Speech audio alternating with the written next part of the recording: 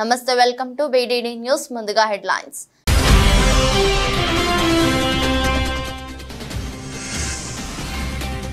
బంగ్లాదేశ్ సంక్షోభం, అఖిలపక్ష భేటీకి కేంద్రం పిలుపు. పొరుగు దేశంలో నెలకొన్న సంక్షోభంపై అఖిలపక్ష చర్చ.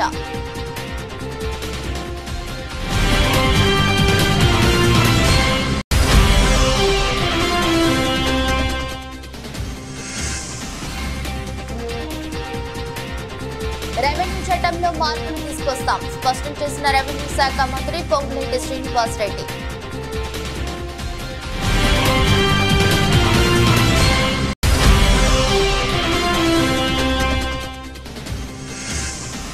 ఏపీలో పోలీసు వ్యవస్థ నిర్వీర్యం అయిపోయిందన్న మాజీ మంత్రి పేర్ని నాని. నడి రోడ్డుపై చంపేస్తుంటే గాల్లోకి కూడా కాల్పులు జరపలేదని విమర్శలు.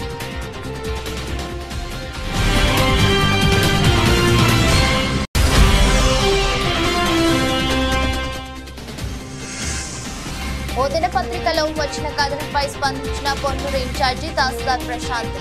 తహసీల్దార్ కార్యాలయంలో ఫైళ్లు భద్రంగా ఉన్నాయని వెల్లడి.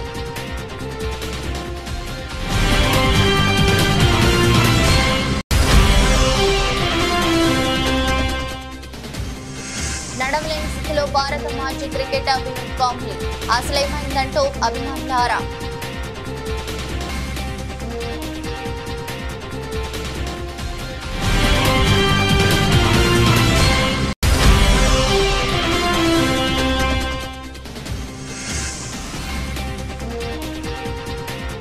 నిన్నటి భారీ నష్టాల నుంచి కోలుకుంటున్న స్టాక్ మార్కెట్లు నేడు ఆశాజనక రీతిలో కొనసాగుతున్న ట్రెండింగ్.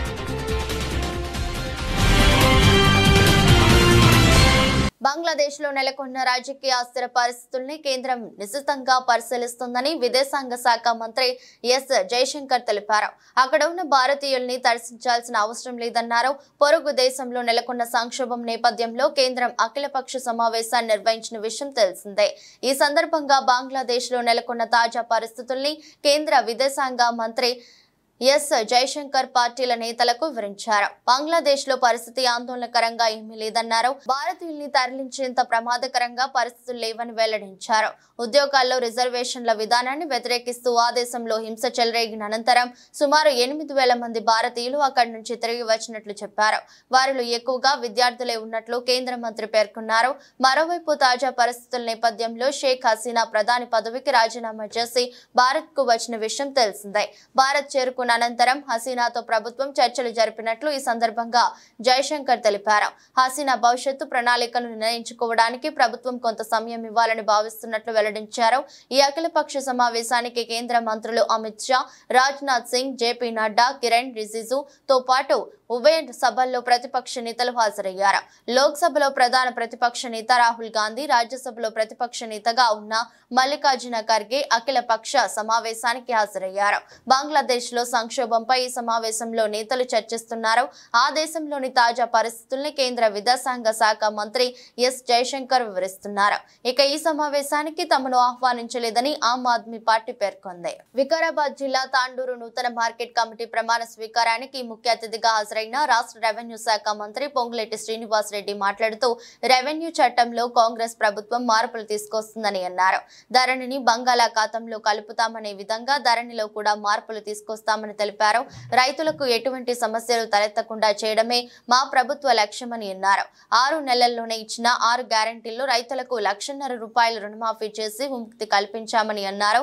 గత 10 సంవత్సరాలుగా పరిపాలించిన టీఆర్ఎస్ ప్రభుత్వం రైతులకు ఒరగబెట్టింది ఏమీ లేదని విమర్శించారు.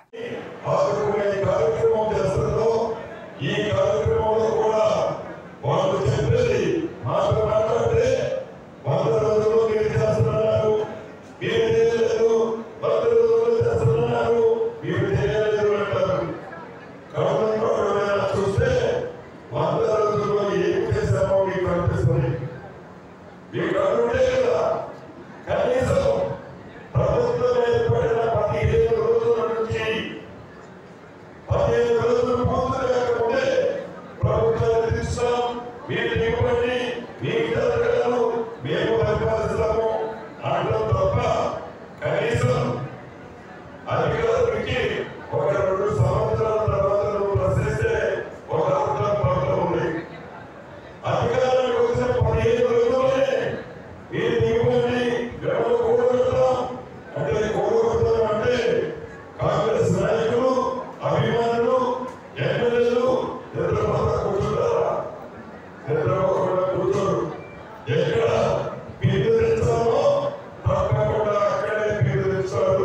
నీకు బుద్ధి చెప్తారు. అంతేకాదు కేంద్రంలో బీజేపీ ఉంది, మొన్న పండుగ చూసాం. కొత్త తెలంగాణ రాష్ట్రానికి మరిన్ని నిర్ణయాలలో కూడా వారికి ఆలోచన లేదు. తెలంగాణ రాష్ట్రం నుంచి 8 మంది ఎంపీలు గెలిపించారు, 2 మంత్రులు ఉన్నారు. కానీ కేంద్రం నుంచి ఏపీలో పోలీసు వ్యవస్థ నిర్వీర్యం అయిపోయిందని వైసీపీ నేత మాజీ మంత్రి పేర్ని నాని వ్యాఖ్యానించారు. ఏపీలో ప్రభుత్వ ప్రేరేపిత హింస జరుగుతుందని, కళ్ల ముందే ఘోరాలు జరుగుతుంటే పోలీసులు చేతులు కట్టుకొని చూస్తున్నారని విమర్శించారు. నంద్యాలలో టీడీపీ నేతలు మారణాయుధాలతో బహిరంగంగా తిరుగుతున్నారని ఆరోపించారు. వైసీపీ కార్యకర్తల ప్రాణాలు పోతున్నా కనీసం ఎఫ్ఐఆర్లు కూడా నమోదు చేయడం లేదన్నారు. నడి రోడ్డుపై చంపేస్తుంటే పోలీసులు గాల్లోకి కూడా కాల్పులు జరపలేదని పేర్ని నాని తెలిపారు.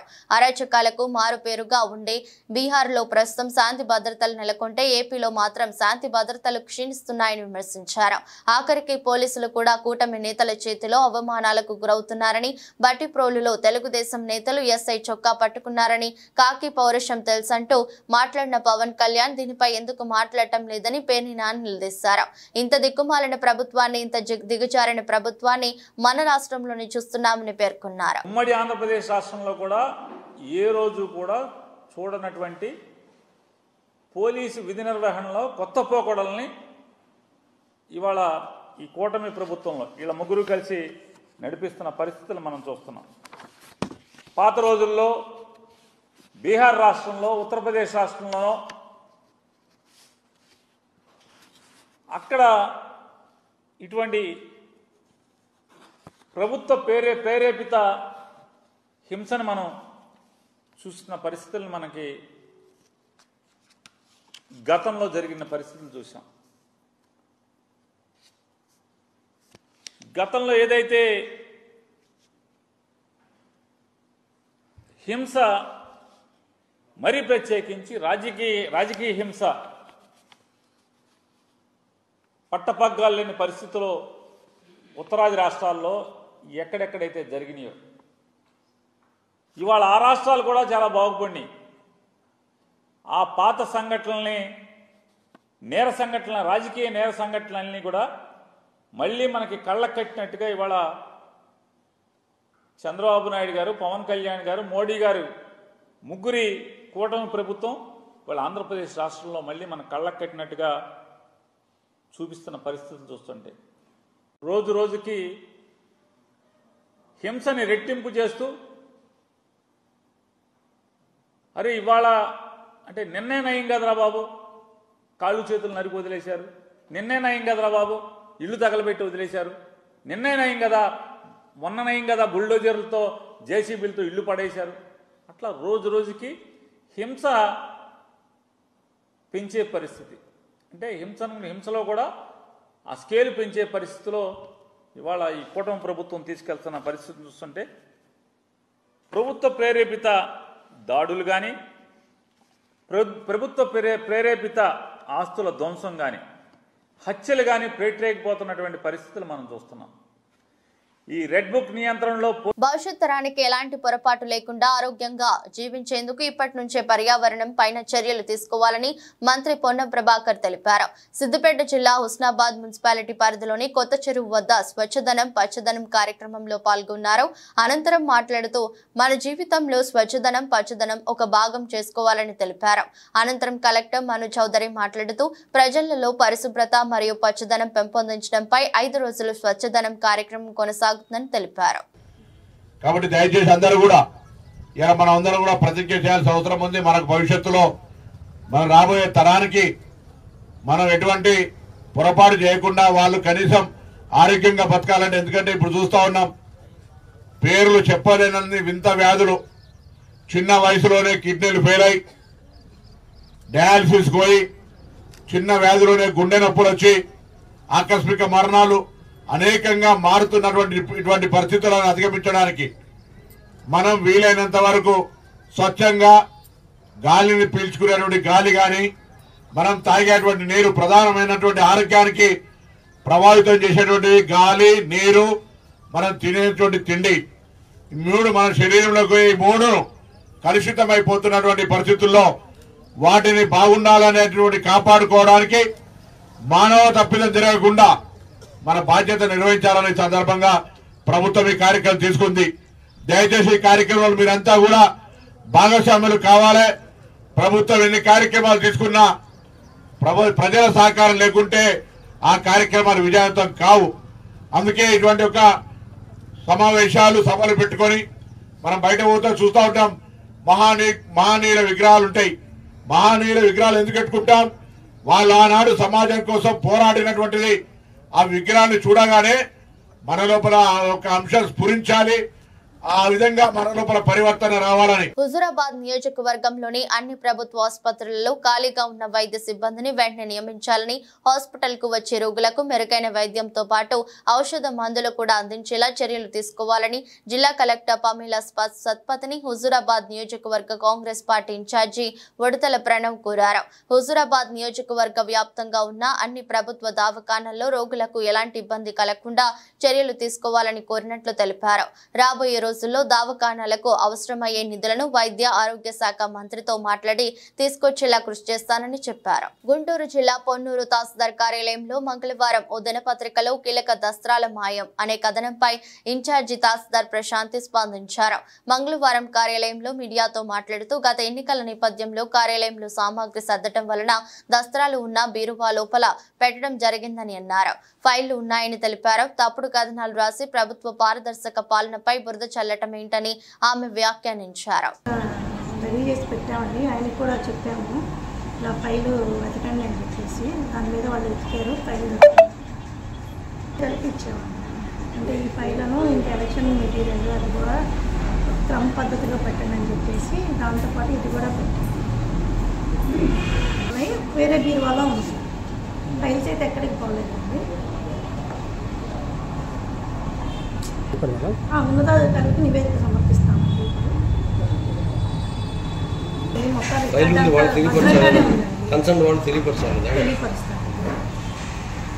బట్టి మేము 8 కెమెరాలు ఆఫీస్ చుట్టూ రికార్డు రూమ్ని కవర్ చేస్తే 8 సీసీ కెమెరాలు పెట్టాము. రోజు ఆ విఆర్ఏని నైట్ వాచ్మెన్గా డ్యూటీ వేసామండి. రోజు విఆర్ఏలు నైట్ ఉంటున్నారు. అలాగే పోలీస్ వాళ్ళకు కూడా నైట్ బ్రీతింగ్ చేయమని వాళ్ళకు కూడా లెటర్ పెట్టామండి. రోజు పోలీస్ వాళ్ళు కూడా బ్రీతింగ్ చేస్తున్నారు. వీళ్ళు రికార్డు అటు ఇటు పెట్టడం వల్ల కనపడలేదు, కానీ రికార్డు ఎక్కడికి ఒక ఫైల్ కూడా పోలేదండి. నిర్ధారణ చేసుకోకుండానే ఇచ్చేసారు, అంటే నోటీస్ ఇస్తామని చెప్పారు. నోటీస్ అది ఫైల్ ఇలా కనిపించట్లేదు, ఫైల్ వచ్చండి అని చెప్పేసి ఇచ్చాము. మీరేమి మెమో ఇవ్వాల, కానీ చెప్పారు అంతే. మెమో ఇచ్చామండి. మెమో రెడీ చేసి నేను సైన్ పెట్టి రిసీవ్డ్ ఏం లేదు కదా, ఆయన తీసుకున్న రిసీవ్డ్ మీరు అది ఒకసారి చూసి పెట్టండి అని చెప్పామండి. అధికారి నాకు నోటీస్ ఏమి ఇవ్వలేదు, నేను ఇస్తే నేను రిసీవ్డ్ కాపీ సంతకం పెడతా కదా అని అంటున్నాడు మేడం. దీనికి సమాచారం అది ఒకసారి క్లర్క్ వస్తే నేను నిన్న ఈవినింగ్ సైన్ పెట్టేలేను. క్లర్క్ అందజేసాడో లేదనేది తను వస్తే కనుక. వికారాబాద్ జిల్లా తాండూరు మార్కెట్ కమిటీ నూతన పాలకవర్గ ప్రమాణ స్వీకారోత్సవం మరియు తాండూరు ఎమ్మెల్యే బయ్యని మనోహర్ రెడ్డి జన్మదినం సందర్భంగా ఏర్పాటు చేసిన సమావేశానికి ముఖ్య అతిథిగా తెలంగాణ శాసనసభ స్పీకర్ గడ్డం ప్రసాద్ కుమార్ హాజరయ్యారు. ఈ సందర్భంగా ఏర్పాటు చేసిన సమావేశంలో ఆయన మాట్లాడుతూ, నేను తాండూరులో పుట్టి వికారాబాద్ లో పెరిగిన వారిని కాబట్టి తాండూరు వికారాబాద్ నాకు 2 కన్నులు లాంటివి కనుక వెనుకబడిన తాండూరు అభివృద్ధికి తన వంతు సహకరిస్తానని అన్నారు. తాండూరు ప్రజలు మంచి ఎమ్మెల్యేను ఎన్నుకోవడం జరిగిందని కొనియాడారు. నిరంతరం ప్రజల సమస్యలపై పనిచేసే వ్యక్తి బియ్యని మనోహర్ రెడ్డి అని అన్నారు.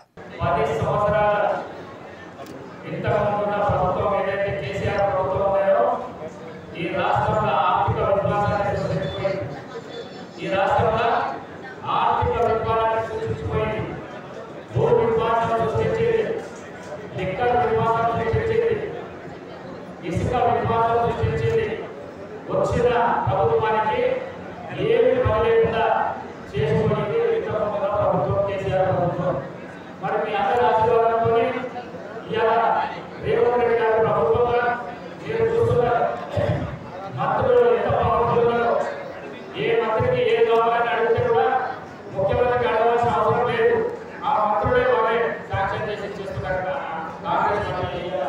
ఆ విధంగా ప్రజాస్వామ్య పద్ధతిగా ఈ కాంగ్రెస్ పార్టీ మరి రేవంత్ రెడ్డి గారు ఈ రోజు ఈ ప్రభుత్వంగా ఎన్ని అప్పులు పెట్టుకొని కూడా ఎలక్షన్ లో ఇచ్చిన 6 గ్యారెంటీలు కానీ మేనిఫెస్టోలో ఉన్న కార్యక్రమాలు కానీ మొన్న ఈ మధ్య మీ అందరికీ తెలుసు 2 లక్షల రూపాయలు ఆగస్టు 15 చేస్తా రైతులకు రుణమాఫీ అన్నాడు. లక్షల ఇంకా 50 కూడా అమలులో వీళ్ళు రానున్న 50 కూడా రైతులకు రుణమాఫీ చేస్తారు. మరి 2 లక్షల రూపాయల రుణమాఫీ చేసిన దేశంలో ఏ ముఖ్యమంత్రి లేడు, మన రాష్ట్ర ముఖ్యమంత్రి రేవంత్ రెడ్డి తప్ప. మరి రేవంత్ రెడ్డి గారి ప్రభుత్వాన్ని పెద్దలందరికీ కానీ పెద్దలందరూ వారికి మద్దతు ఇస్తూ ఈ ప్రభుత్వాన్ని ముందుకు తీసుకోబోయే పని వారు చేస్తున్నారు. కాబట్టి ప్రభుత్వం మెల్లమెల్లగా అన్న చెప్పినట్టు 7 లక్షల కోట్ల అప్పటి మామూలు కాదని నాటి 7 నెలకి ఇట్లా రోజు చదవగానే 7,000 కోట్ల రూపాయలు మిర్చి కడుతున్నారట. 7,000 కోట్ల రూపాయలు మిర్చి కడుతున్నారు. ఒకవైపు మిర్చి కట్టుడు, ఒకవైపు సంక్షేమ కార్యక్రమాలు, ఒకవైపు మన మేనిఫెస్టోలో ఇచ్చిన కార్యక్రమాలు. ప్రజల రక్షణ మరియు ప్రజలకు భద్రతా భావం కలిగించడానికి కమ్యూనిటీ కాంటాక్ట్ ప్రోగ్రాం నిర్వహించామని సిద్దిపేట ఏసీపీ మధు అన్నారు. పోలీస్ కమిషనర్ ఆదేశానుసారం రాజగోపాల్పేట పోలీస్ స్టేషన్ పరిధిలోని నంగునూరు మండల కేంద్రంలో కమ్యూనిటీ కాంటాక్ట్ ప్రోగ్రాం నిర్వహించారు. సిద్దిపేట జిల్లా నంగునూరు మండల కేంద్రంలో జరిగిన కమ్యూనిటీ కాంటాక్ట్ ప్రోగ్రాంలో ఎలాంటి ఆధారాలు లేని 44 బైక్లు 25 లీటర్ల మద్యాన్ని స్వాధీనం చేసుకున్నట్టు తెలిపారు. ఈ సందర్భంగా సిద్దిపేట రూరల్ సిఐ శ్రీను మాట్లాడుతూ ప్రజల రక్షణ గురించి ప్రజలకు భద్రతా భావం, సెన్స్ ఆఫ్ సెక్యూరిటీ కల్పించడం, అట్లాగే ప్రజల యొక్క సమస్యలు నేరుగా తెలుసుకునే అవకాశం ఉంటుందని అన్నారు. గంజాయి, డ్రగ్స్, ఇతర మత్తు పదార్థాలపై అప్రమత్తంగా ఉండాలని సూచించారు. సైబర్ నేరాల పట్ల కూడా అప్రమత్తంగా ఉండాలని తెలిపారు. పిల్లల కోసమే ఆ తాగే వాళ్ళ మన పిల్లలే ఉన్నారు, బయట వాళ్ళు ఇక్కడ ఈ ఊళ్ళో తాగే వాళ్ళ ఈ ఊరు పిల్లలే ఉన్నారు. ఈరోజు కూడా మేము అక్కడ ఒక వన్ పోలీస్ స్టేషన్లో 4 పట్టుకోవడం జరిగింది. ఒకడు దూర్పేట నుంచి గంజాయి తీసుకొస్తాడు. ఇక్కడ చిన్న పోరగాళ్ళు, ఇంటర్మీడియట్ పోరగాళ్ళు, వాళ్ళ తాగిస్తాడు, వాళ్ళకి అమ్ముతాడు, వాళ్ళ తాగిస్తాడు. ఇంత పాకెట్ 500 రూపాయలు, ఇంత పాకెట్ 500 రూపాయలు వాడు తీసుకుపోతాను, బ్రహ్మాండం తాగుతాడు, 2 రోజులు వండుకుంటాడు. సో ఇంత దరిద్రమైన కార్యక్రమాలు జరుగుతున్నాయి. కాబట్టి దయచేసి అర్థం చేసుకోండి, ఎవరైనా కానీ గంజాయికి బానిస కావకండి, మాదక ద్రవ్యాలకు బానిస కావకండి. మద్యానికి కానీ సెల్ ఫోన్ కూడా మద్యానం కంటే ఎక్కువ బానిసలు అయిపోతున్నారు. కాబట్టి దాన్ని మీ అందరూ తెలియజేస్తూ మీరు నడిపే వాహనాలకు సరైన పత్రాలు ఉంచుకోండి మీ దగ్గర.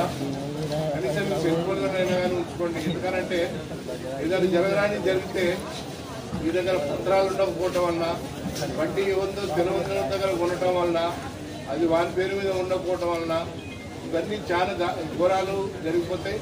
ఆఖరికి వాళ్ళకి ఆ కుటుంబానికి రావాల్సిన కంపన్సేషన్ ఏదైతే ఉన్నదో గవర్నమెంట్ ద్వారా అది రాకుండా అయిపోతుంది, కోర్టు ద్వారా అన్నది రాకుండా అయిపోతుంది. ఒక యాక్సిడెంట్ అయితే కుటుంబం రోడ్డు మీద పడ్డట్టే లెక్క. ఆ ఇంట్లో సంపాదించే వ్యక్తి ఒకరు రోడ్డు మీద పడితే చనిపోతే ఆ కుటుంబం మొత్తం కూడా రోడ్డు మీద పడ్డదాని కింద లెక్కనవుతుంది. కాబట్టి దయచేసి మీ వాహనాలకు అన్నింటి కూడా పత్రాలు సరైన పత్రాలు ఉంచుకోవాల్సిందిగా కోరుతున్నాం.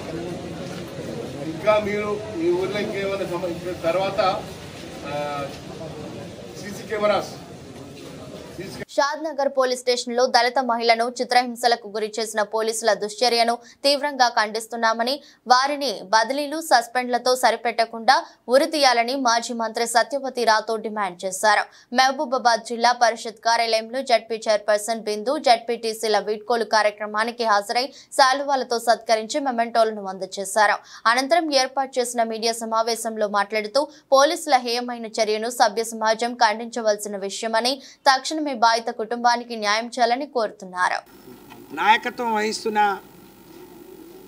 పార్టీలో ఉంటూ మహిళల్ని అవమానపరిస్తే ముఖ్యమంత్రే మాట్లాడుతున్నాడు. ముఖ్యమంత్రే మళ్ళీ ఇట్లాంటి తప్పుడు మనుషులను ప్రోత్సహిస్తున్నట్టుగా మేము భావించాల్సి వస్తుంది. ఎందుకంటే ఇందిరమ్మ రాజ్యం అన్నారు, మార్పు అన్నారు. మార్పు అంటే ఇదా? రోజుకో మానభంగం, రోజుకొక మర్డరు, రోజుకొక దోపిడీ. ఈ విచ్చలవిడితనానికే మీరు మార్పు అంటే ఇదా? మీరు ప్రజలు కోరుకున్న మార్పు ఇది కాదు. రేవంత్ రెడ్డి గారు, మీ మానసిక స్థితిని ముందు మార్చుకోండి. మీరు మేము గతంలో ఫ్రెండ్లీ పోలీస్ అని అంటే అవహేళన చేశారు. కానీ ఈరోజు పోలీస్ స్టేషన్లో తీసుకొచ్చి ప్రజలను గొడ్డును బాదినట్టు బాదుతూ ఉన్నారు. ఒక మహిళను తీసుకొచ్చి ఎవరు అధికారం ఇస్తే వీళ్ళను పోలీసులు అనాలా? పోలీసులు కొంతమంది పోలీసులు మానవ రూపంలో ఉన్న మృగాల్లాగా ప్రవర్తిస్తున్నారు. ఇట్లాంటి వాళ్లకు బుద్ధి వచ్చే విధంగా రేవంత్ రెడ్డి గారు మీరు పూనుకొని వాళ్ళకు సరైన రీతిలో శిక్షించకుంటే ఈ సమాజంలో ఉండే మహిళలే శిక్షించే రోజు వస్తుంది. ఆ రోజు రానియకుండా చూసుకోవాల్సిన బాధ్యత మీ మీద ఉంది అని చెప్పి నేను తెలియజేస్తాను. ఇటు ఇందిరమ్మ రాజ్యం అంటారు, సోనియా గాంధీ గారిని కాళ్ళు మొక్కుతారు, ప్రియాంక గాంధీ ప్రచారం చేస్తే గెలుస్తారు, కానీ మహిళల మీద మాత్రం ఇలాంటి అమానుషమైన సంఘటనలు జరిగితే మీరు మాట్లాడరు. అంటే మీ అవకాశాల కోసం ఒక మాట, మీ అవకాశం తీసుకోవడానికి ఒక మాట, అవకాశం వచ్చిన తర్వాత మీ పరిపాలన ఇంకో రకంగా పయనిస్తుంది. ఇది మార్చుకోమని చెప్పి మేము హితవు పలుకుతున్నాం. కాంగ్రెస్ ప్రభుత్వం అనంటే దోపిడీకి, మానభంగాలకు, ఇలాంటి దుశ్చర్యలకు కేర్ ఆఫ్ అడ్రస్గా మారింది. దీన్ని తీవ్రంగా సభ్య సమాజం కూడా ఖండించాలి, ఇలాంటి వాటిని నిరోధించాలని చెప్పి మేము డిమాండ్ చేస్తా ఉన్నాం. ప్రతి ఒక్కరూ మొక్కలు నాటి వాటిని సంరక్షించి భావి తరాలకు కానుకగా అందించాలని మన వన ప్రేమికుడు దైదా వెంకన్న విజ్ఞప్తి చేశారు. మహబూబాబాద్ జిల్లా కేంద్రంలోని ఇందిరానగర్ కాలనీలో ప్రజా హృదయం స్వచ్ఛంద సంస్థ ఆధ్వర్యంలో ఏర్పాటు చేసిన పర్యావరణ ప్రేమికుల రాష్ట్ర సదస్సును వన ప్రేమికుడు దైదా వెంకన్న ప్రారంభించారు. వివిధ జిల్లాల నుంచి వచ్చిన వన ప్రేమికులు నినాదాలు చేసుకుంటూ సదస్సుకు హాజరయ్యారు. సదస్సులో 200 ఔషధ మొక్కలను ప్రదర్శించి వాటిపై అందరికీ అవగాహన కల్పించారు. సదస్సుకు హాజరైన వన ప్రేమికులను శాలువాలతో సత్కరించారు. అనంతరం వన ప్రేమికుడు దైదా వెంకన్న మాట్లాడుతూ వృక్ష సంపద తగ్గితే మానవ మనుగడ గగనమైపోతుందని, పర్యావరణ సమతుల్యత దెబ్బతిని వర్షాభావ పరిస్థితులు తలెత్తుతున్నాయని, పర్యావరణానికి పాటుపడేందుకు ప్రతి ఒక్కరూ మొక్కలు నాటాలన్నారు. తెలంగాణ రాష్ట్ర వన ప్రేమికుల సదస్సు మహబూబాబాద్ జిల్లా కేంద్రంలో ఇంద్రనగర్ కాలనీలో జరిగింది. ఈ యొక్క కార్యక్రమానికి వివిధ జిల్లాల నుంచి వన ప్రేమికులందరూ పాల్గొన్నారు. ఈ యొక్క కార్యక్రమంలో 200 ఔషధ మొక్కలతోటి ప్రదర్శన నిర్వహించడం జరిగింది. అదేవిధంగా కొన్ని నినాదాలతోటి ర్యాలీ కూడా చేయడం జరిగింది.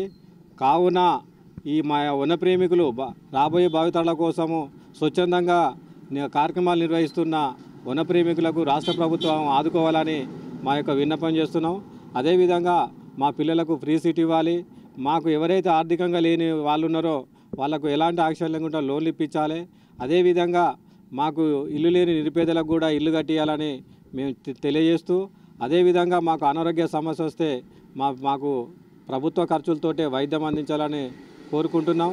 కాబట్టి ఈ యొక్క మా విన్నపాలను కూడా రాష్ట్ర ప్రభుత్వానికి విరమించడానికి ఒక కమిటీ కూడా వేశాము. ఈ కమిటీ ద్వారా మాకు ముఖ్యంగా పెన్షన్ ఏర్పాటు చేయాలని రాష్ట్ర ప్రభుత్వ కేంద్ర ప్రభుత్వాలను మేము కోరుతున్నాం.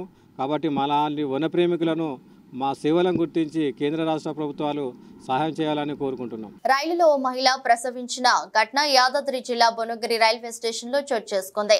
యశ్వంత్పురా నుంచి గోరఖ్పూర్ వెళ్తున్న రైలులో బీహార్ కి చెందిన మహిళ హీనా ఖాతూన్ భువనగిరి రైల్వే స్టేషన్ సమీపంలోకి రైలు రాగానే పురిటి నొప్పులు వచ్చాయి. వెంటనే రైల్వే సిబ్బంది భువనగిరి స్టేషన్ జీఆర్పీ సిబ్బందికి సమాచారం అందించారు.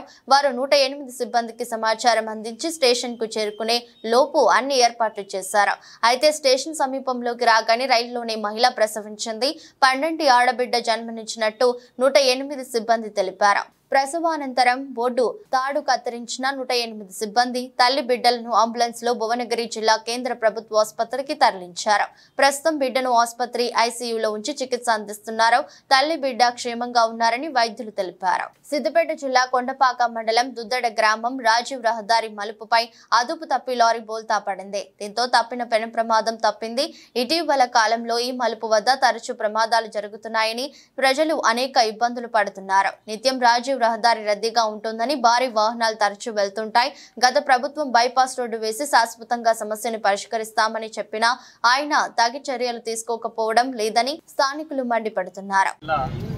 కొండపాక మండలం దుద్దడ మూలమలుపు ప్రమాదకరమైన మూలమలుపు ఉంది. ఇటీవలనే 2 బండ్లు పడడం జరిగింది. చాలా ప్రాణాపాయ స్థితిలో ఈ మూలమలుపు ప్రాంగణంతో చాలా ఇబ్బందులు పడాల్సిన పరిస్థితి వస్తుంది. ఈ ప్రజలు అటు ఇటు మార్కెటింగ్ కాబట్టి ప్రజలు బాగా రోడ్డు మీద తిరుగుతూ ఉంటారు.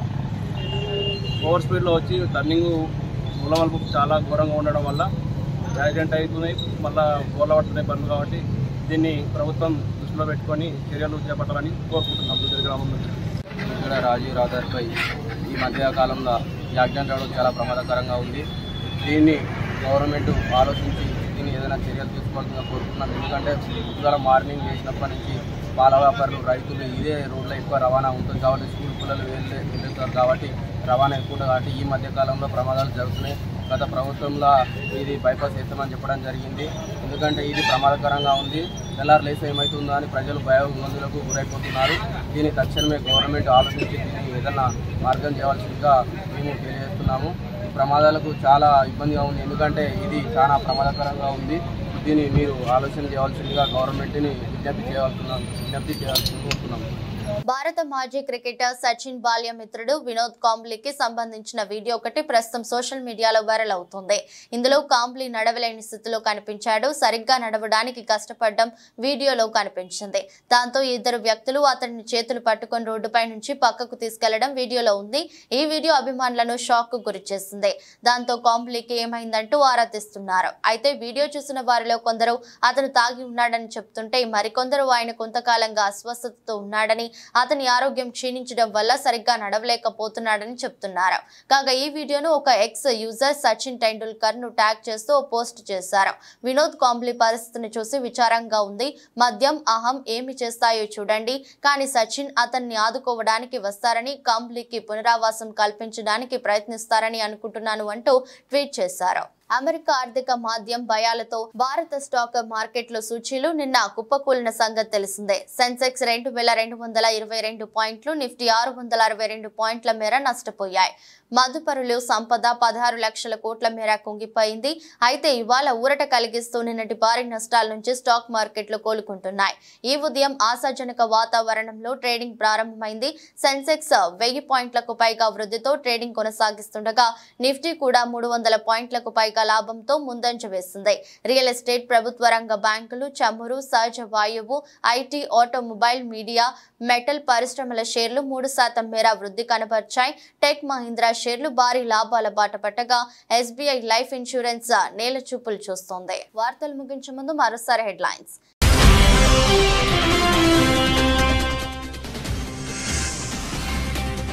బంగ్లాదేశ్ సంక్షోభం, అఖిలపక్ష భేటీకి కేంద్రం పిలుపు. పొరుగు దేశంలో నెలకొన్న సంక్షోభంపై అఖిలపక్ష చర్చ.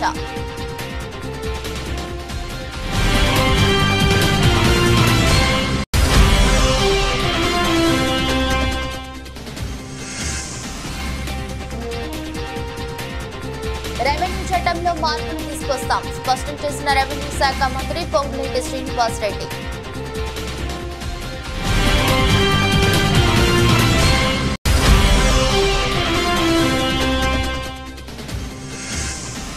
ఏపీలో పోలీసు వ్యవస్థ నిర్వీర్యమైపోయిందన్న మాజీ మంత్రి పేర్ని నాని. నడి రోడ్డుపై చంపేస్తుంటే గాల్లోకి కూడా కాల్పులు జరపలేదని విమర్శలు.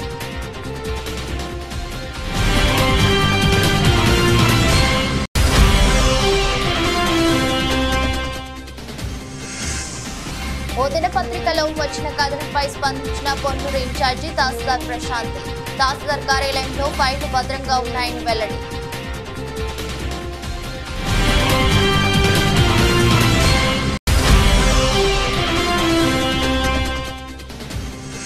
నడవలేని స్థితిలో భారత మాజీ క్రికెటర్ వినోద్ కాంబ్లీ.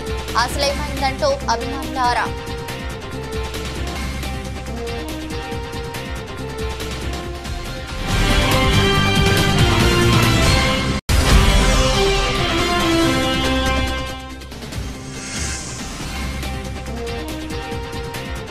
నిన్నటి భారీ నష్టాల నుంచి కోలుకుంటున్న స్టాక్ మార్కెట్లు నేడు ఆశాజనక రీతిలో కొనసాగుతున్న ట్రెండింగ్.